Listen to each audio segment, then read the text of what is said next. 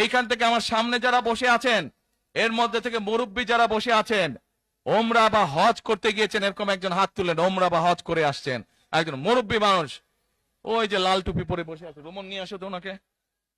আপনি আসেন দেখি সামনে, সামনে আসেন, আমার কাছে আসেন।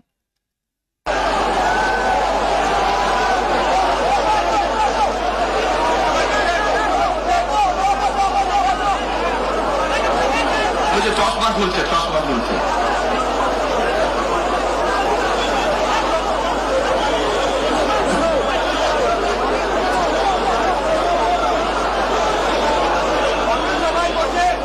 বসেন, আপনারা বসেন, উনি এখনই মঞ্চ উঠবে, আপনারা সবাই দেখতে পারবেন কে মানুষটা।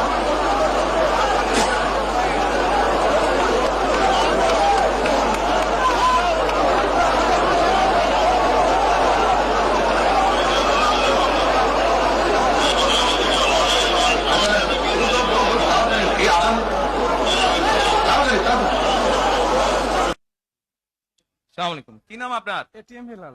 ওই এইদিকে বলেন। এটিএম হেলাল। বাড়ি কই? সুনামগঞ্জ। বাড়ি সুনামগঞ্জ। সুনামগঞ্জ কোথায়? শান্তিগঞ্জ। এই সুনামগঞ্জের মানুষ আছে এখানে? এই লোক আপনাদের মানুষ? আচ্ছা, এখন বলেন, কবে গেছিলেন আপনি? হজ না উমরায় গেছিলেন? উমরাতে গেছি 16তে, হজে গেছি 17তে। উমরাতে গেছেন 16তে, হজে গেছেন 17। এখন আমাকে বলেন, আপনি তো উমরা হজ করে আসছেন, যে মাইকের সামনে দাঁড়ান। আপনি কাবা শরীফে গেছেন? জি। কাবা শরীফের মালিক কে? আল্লাহ। জোরে বলেন। আল্লাহ। কাবা শরীফের মালিক কে?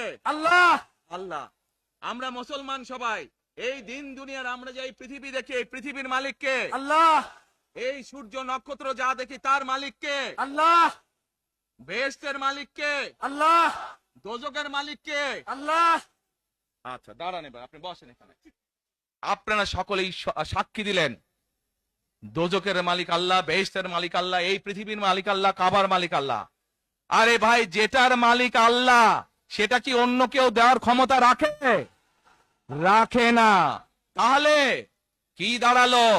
নির্বাচনের আগেই একটি দল এই দিব ওই দিব বলছে, টিকিট দিব বলছে না? যেটার মালিক মানুষ না, সেইটার কথা যদি সে বলে, এক শিরকি করা হচ্ছে, হচ্ছে না? যার মালিক আল্লাহ, যার অধিকার শুধু আল্লাহর একমাত্র, সবকিছুর অধিকার উপরে আল্লাহর অধিকার।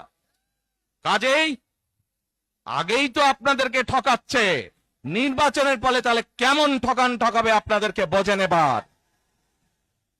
শুধু ঠকাচ্ছেই না মানুষকে, যারা মুসলমান তাদেরকে শিরকি করাচ্ছে তারা। নাউজুবিল্লাহ।